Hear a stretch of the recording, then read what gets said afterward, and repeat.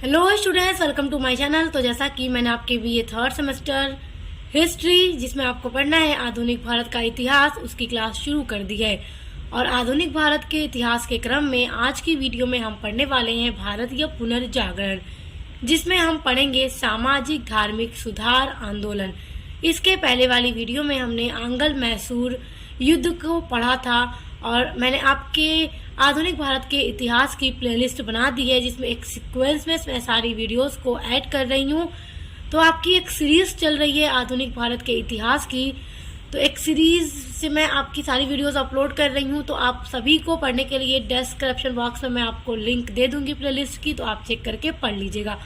जो भी students competition exam की तैयारी कर रहे हैं उनके लिए भी यह वीडियो हेल्पफुल होगा, तो वो भी आधुनिक भारत के इतिहास की पूरी क्लास कर लिया करें। मेरे चैनल पे मैं एक सीक्वेंस में सब अपलोड कर रही हूँ। तो देखिए, जैसा कि आज का आपका टॉपिक है भारतीय पुनर्जागरण, जो हम पढ़ेंगे सामाजिक धार्मिक सुधार आंदोलन।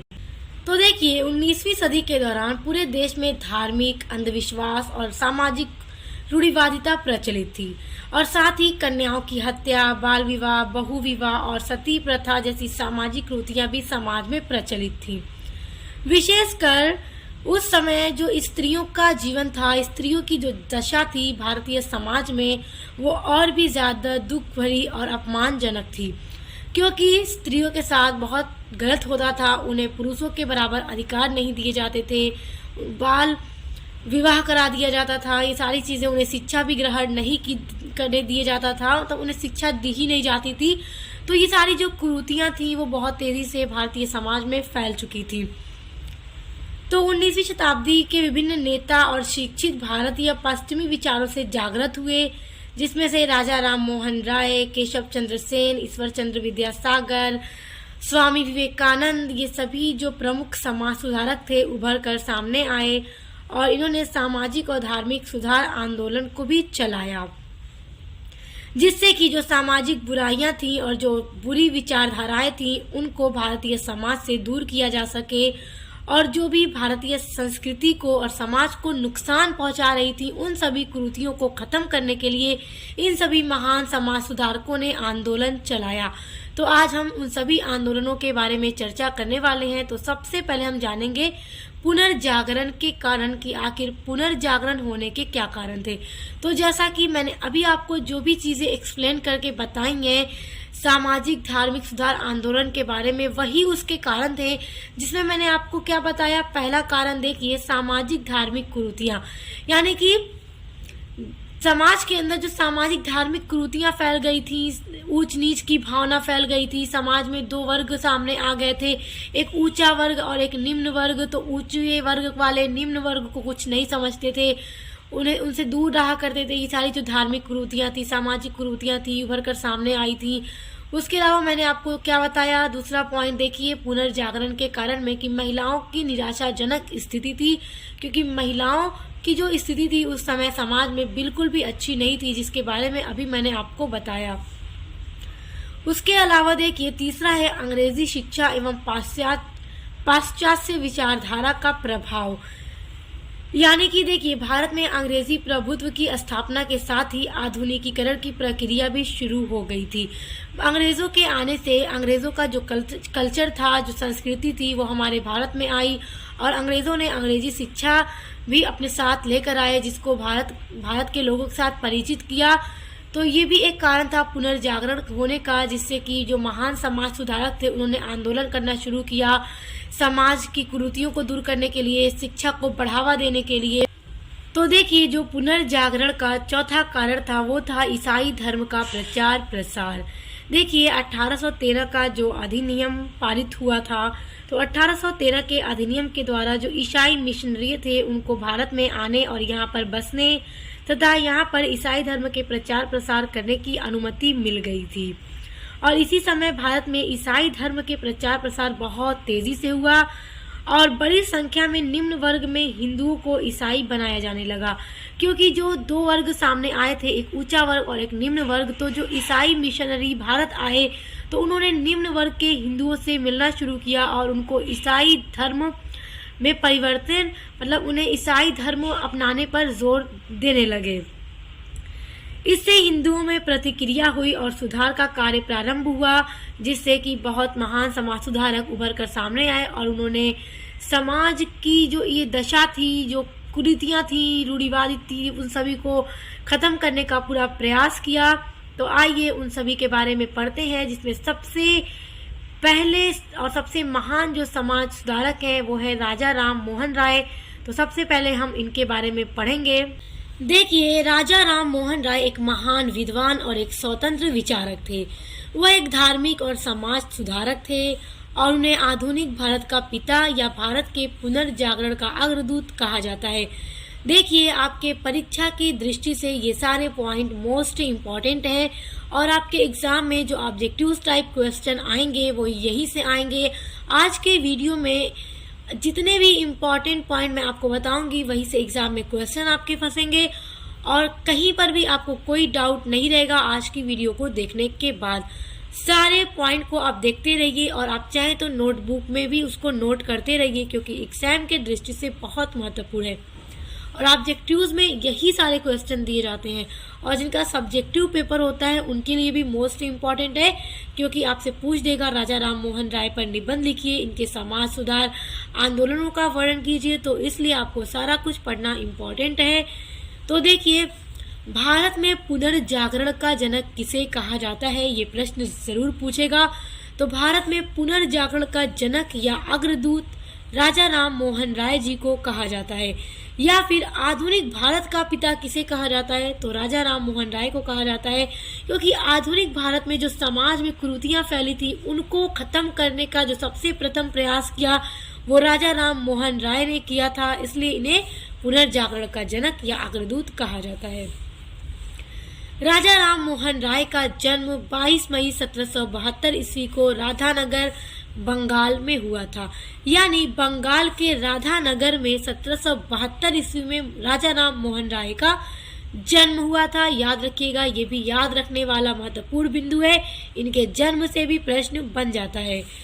अब देखिए, राजा राम मोहन राय की शिक्षा के बारे में हम थोड़ा जान लेते हैं, क्योंकि यहाँ से भी प्रश्न परीक्षा में बन जाते हैं। तो आइए देखते हैं।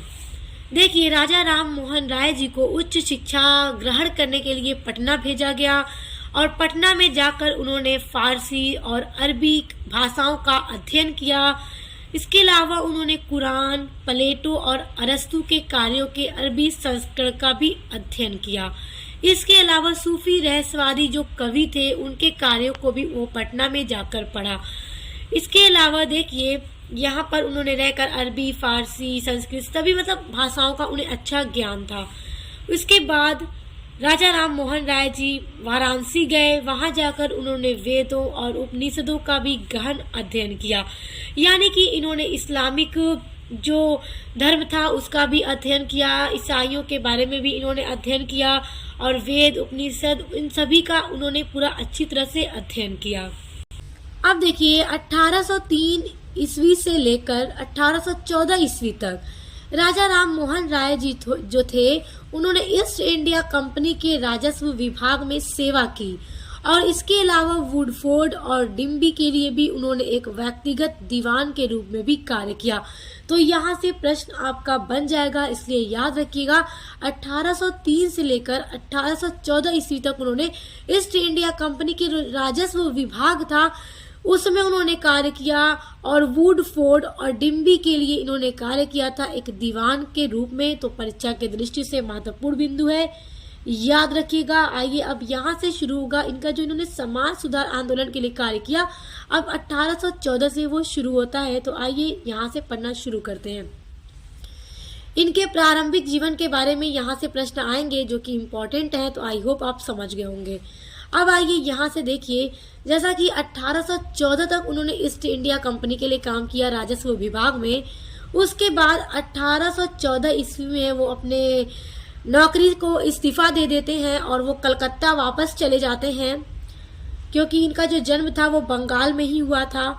तो वो कलकत्ता 1814 ईस्वी में वापस चले जाते हैं अपनी नौकरी को इस्तीफा देकर और उन्होंने 1814 ईस्वी से लेकर अपना जीवन धार्मिक, सामाजिक और राजनीतिक सुधारों के लिए समर्पित कर दिया।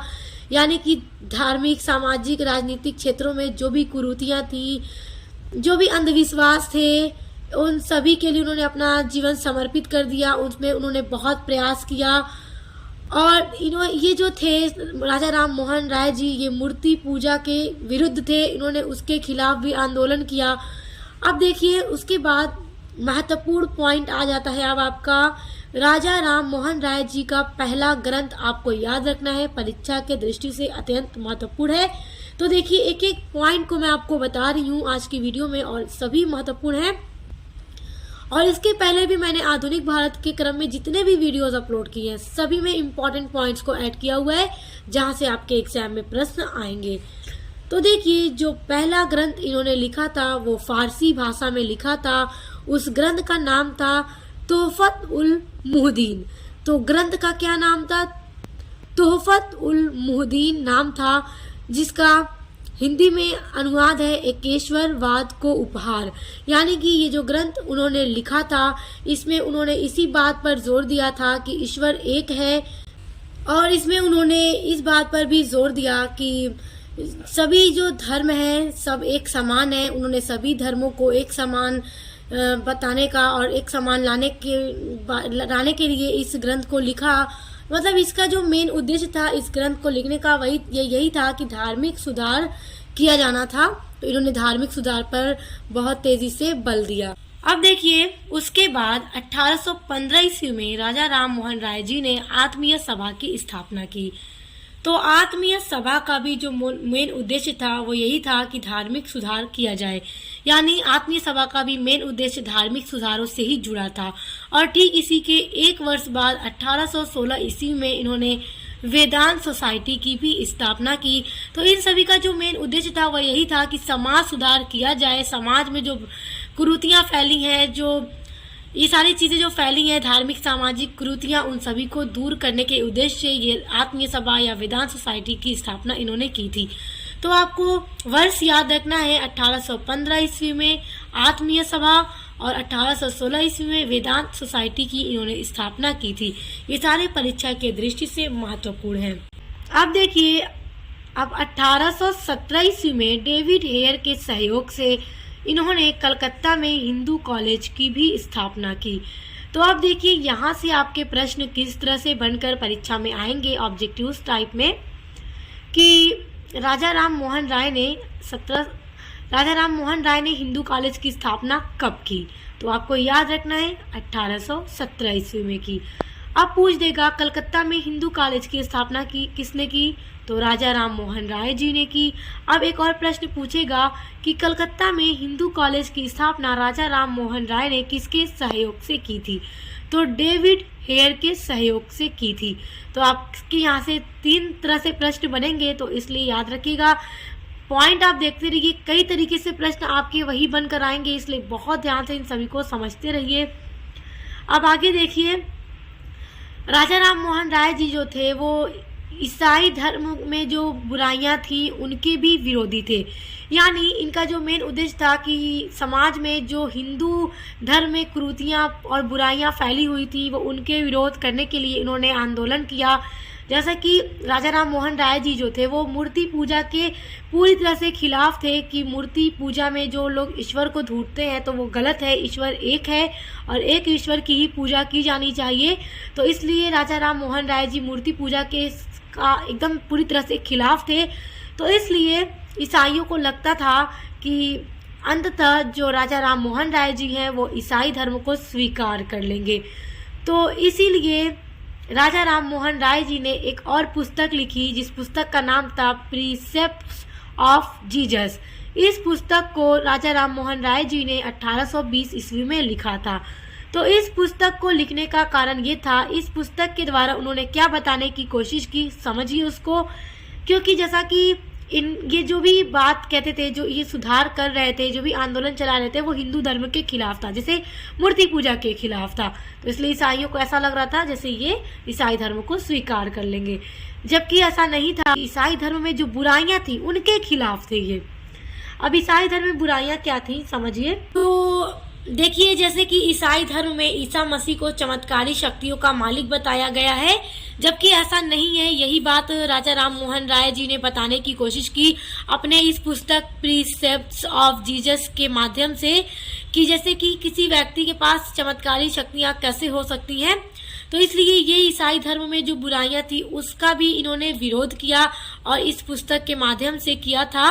तो याद रखिएगा, ये पुस्तक पूछ देता है कि किसने लिखा था, तो प्रीसेप्ट्स ऑफ जीसस राजा राम मोहन राय जी ने लिखा था 1820 ईस्वी में। अच्छा देखिए, जिन भी इस यूनिवर्सिटी में ऑब्जेक्टिव्स पेपर आता है तो उनके तो मैं बताते चल रही हूँ कि किस तरह से प्रश्न बनते आएंगे। और जिनका सब्जेक्टिव पेपर होता है तो देखो, जिनका सब्जेक्टिव होता है तो आपका क्वेश्चन कैसे पूछेगा, राजा राम मोहन राय जी पर एक निबंध लिखिए, उनके समाज सुधार आंदोलनों पर निबंध लिखिए। तो ये स्टार्ट से लेकर वीडियो के एंड तक जितने भी पॉइंट मैं आपको बता रही हूँ आपको पूरा एक्सप्लेन करना होगा, इसलिए बातों को भी ध्यान से सुनिए। जो मैं बता रही हूँ, जो मैं बोल रही हूँ वो सारा आप सुने रहिएगा तो आपको याद रहेगा। फिर आपको ये सारे पॉइंट अपने पूरे आंसर में लिखने होंगे, तो इसलिए सारा कुछ आपके लिए मोस्ट इम्पॉर्टेंट है। अच्छा आइए अब आगे बढ़ते हैं। अब देखिए, उसके बाद 1825 ईस्वी में राजा राम मोहन राय जी ने कलकत्ता में एक वेदांत कॉलेज की भी स्थापना की। तो देखिए, इन्होंने 2 कॉलेज की स्थापना की कलकत्ता में। पहला था हिंदू कॉलेज जो 1817 में उन्होंने स्थापना की थी, और 1825 में उन्होंने वेदांत कॉलेज की स्थापना कलकत्ता में की थी। अच्छा देखिए, जिस तरह से राजा राम मोहन राय जी को भारतीय पुनर्जागरण का अग्रदूत माना जाता है या जनक माना जाता है, उसी तरह से राजा राम मोहन राय जी को भारतीय पत्रकारिता का भी अग्रदूत माना जाता है। तो प्रश्न पूछ दे कि भारतीय पत्रकारिता का अग्रदूत किसे माना जाता है, ऑब्जेक्टिव्स में इस तरह से प्रश्न पूछ देगा तो याद रखिएगा राजा राम मोहन राय जी को माना जाता है। अब देखिए, इन्होंने कई सारी पत्रिकाओं का भी संपादन किया और अलग अलग भाषाओं में किया, क्योंकि ये जैसे कि हर भाषा के अच्छे ज्ञानी थे। इन्हें अरबी, फारसी, इंग्लिश, बांग्ला सभी तरह की भाषाएं आती थी, संस्कृत भाषा सब इनको आता था। तो देखिए, 1821 ईस्वी में इन्होंने संवाद कौमुदी नामक पत्रिका का संपादन किया, जो इन्होंने बांग्ला भाषा में किया था। बांग्ला भाषा में इस पत्रिका का संपादन उन्होंने किया था। ठीक उसी के एक वर्ष बाद 1822 ईस्वी में इन्होंने मीरात उल अकबर नामक पत्रिका का संपादन किया, और इस पत्रिका का संपादन उन्होंने फारसी भाषा में किया था। तो याद रखिएगा, प्रश्न आपका किसी भी तरह से पूछ देगा कि मीरात उल अकबर पत्रिका का संपादन किस भाषा में किया गया था, तो फारसी भाषा में। किसने किया था? राजा राम मोहन राय जी ने। कब किया था? 1822 ईस्वी में। तो सब कुछ आपको याद रखना है। देखिए, एक एक पॉइंट से कई कई तरीके के प्रश्न आपके बनकर आएंगे। अगला देखिए, फिर 1822 ईस्वी में ही उन्होंने ब्रह्म निकल मैगजीन का भी संपादन किया, और ये मैगजीन उन्होंने इंग्लिश लैंग्वेज में प्रकाशित की। तो याद रखिएगा, ये 3 इनके द्वारा निकाली गई पत्रिकाएं मोस्ट इम्पॉर्टेंट हैं। आइए अब आगे बढ़ते हैं। अब देखिए, उसके बाद 1828 ईस्वी में इन्होंने ब्रह्म सभा की स्थापना की, जो बाद में जाकर ब्रह्म समाज के नाम से प्रसिद्ध हुई, जिसको ब्रह्म समाज कहा जाने लगा। ब्रह्म समाज बहुत इम्पॉर्टेंट पॉइंट है, आपका मोस्ट इम्पॉर्टेंट पॉइंट है, क्योंकि एग्जाम में जरूर आएगा कि धर्म समाज सुधार आंदोलन में ब्रह्म समाज के योगदान की विवेचना कीजिए। इस तरह से लॉन्ग में आपका क्वेश्चन पूछ सकता है, तो बहुत ध्यान से आप सारी चीज़ों को देखिए। देखिए, ब्रह्म समाज की स्थापना किसने की? तो राजा राम मोहन राय ने की। कब की? 1828 ईस्वी में की। और कहाँ पर की थी? तो कोलकाता में, यानी कलकत्ता में की थी। तो पहले कलकत्ता नाम था, अब प्रेजेंट टाइम में कोलकाता नाम है। तो जब इन्होंने ब्रह्म सभा की स्थापना की तो वो ब्रह्म सभा के नाम से की थी।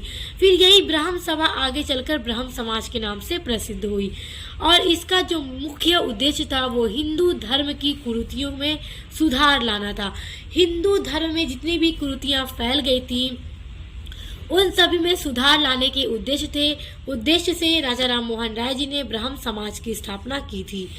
देखिए, इन्होंने जाति व्यवस्था, छुआछूत, अंधविश्वास और नशीली दवाओं के विरुद्ध अभियान चलाया। जो जाति व्यवस्था थी, ऊंच नीच की जो भावना समाज में फैल गई थी, ऊंच नीच जातियां बनने लगी थी, छुआछूत की भावना पैदा हो गई थी। जैसे कि ऊंच नीच जातियों में मतभेद हो गया था कि हम नीच जातियों में टच नहीं होंगे, ये अछूत मानते थे उनको। तो इस तरह की जो कुरीतियां समाज में फैल रही थी, उनके विरुद्ध इन्होंने अभियान चलाया।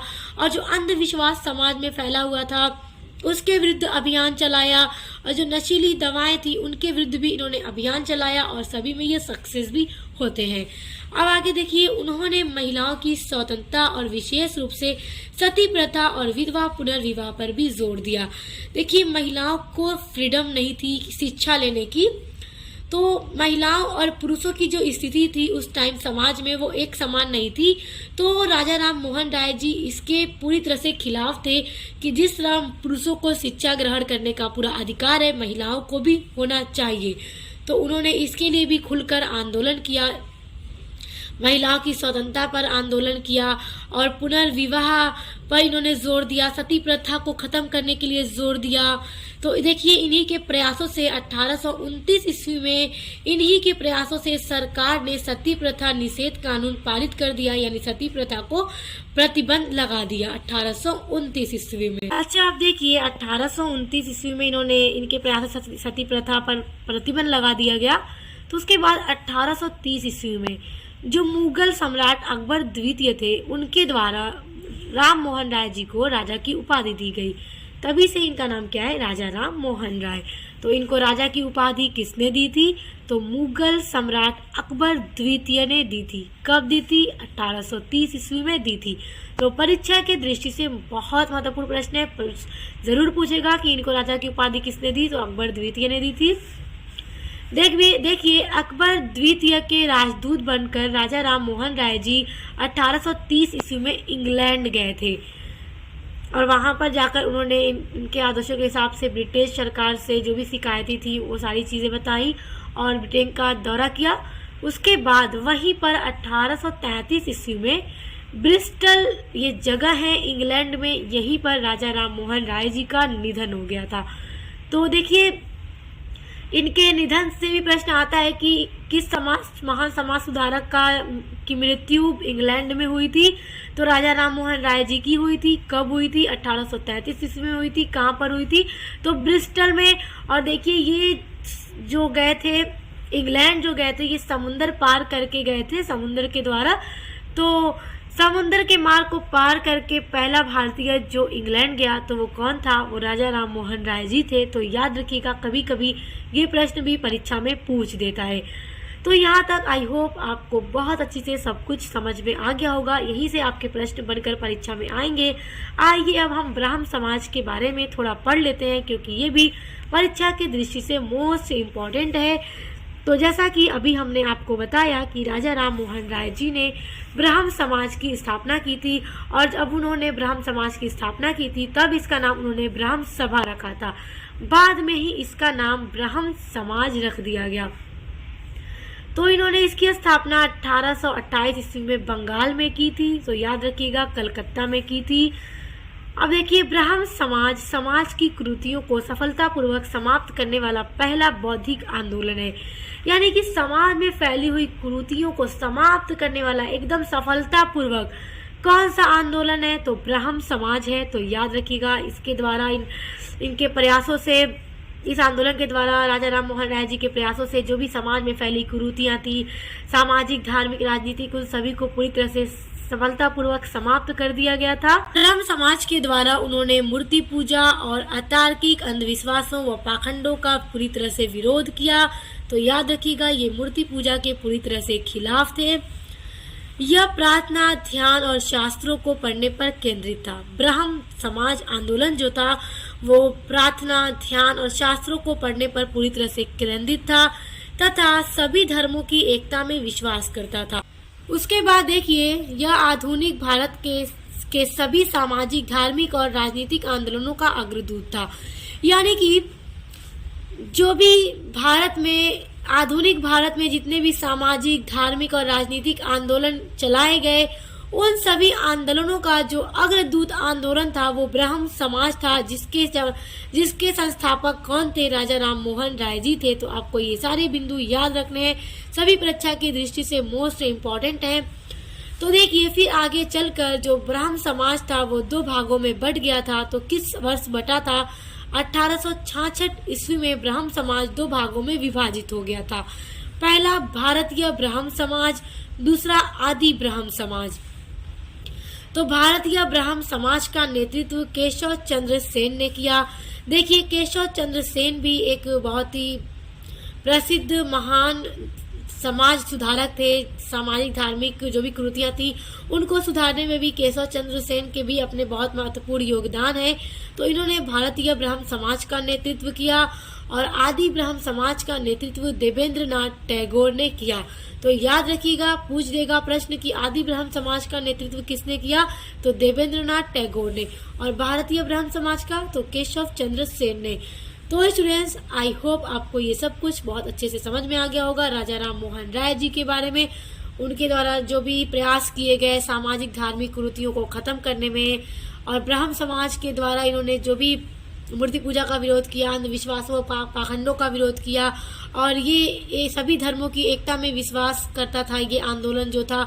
तो इन सभी को याद रखिएगा, बहुत महत्वपूर्ण है। ऐसे देखिए राजा राम मोहन राय जी और इनके द्वारा चलाया गया ब्राह्म समाज, इनसे आप समझ गए होंगे। इनके अलावा जो भी महान समाज सुधारक थे जैसे दयानंद सरस्वती, ईश्वर चंद्र विद्यासागर या स्वामी विवेकानंद, तो उनके बारे में हम नेक्स्ट वीडियो में पढ़ेंगे, क्योंकि ये लोग भी बहुत महान समाज सुधारक थे और उन्होंने भी समाज सुधार के लिए कई सारे प्रयास किए, जिनको हम अगली वीडियो में पढ़ेंगे।